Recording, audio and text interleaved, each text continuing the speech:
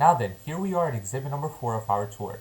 This exhibit will solely be about the Compromise of 1850, which was, created in, 1850.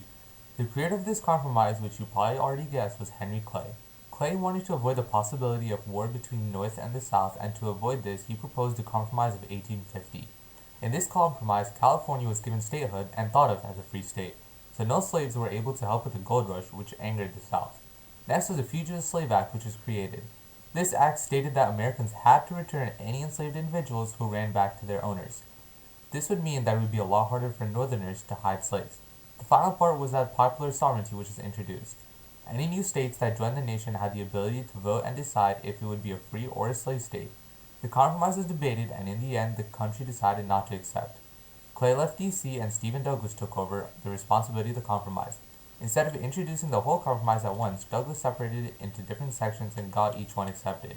We'll talk about him and his more accomplishments later. The compromise was not working in the country for a few reasons.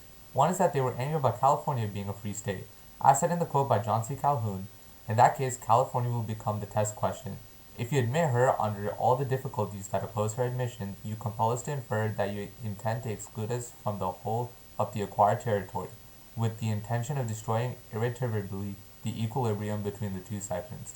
We would be blind not to perceive, in that case, that your real objects are power and aggrandizement, and infatuated not to act accordingly. He's mad about California not being a slave state, and feels that the North is gaining too much power. The South was angry at the North for not following the Fugitive Slave Act. The North was still hiding slaves, even though they could get arrested. Popular sovereignty would also cause many problems, but we'll talk about it more later.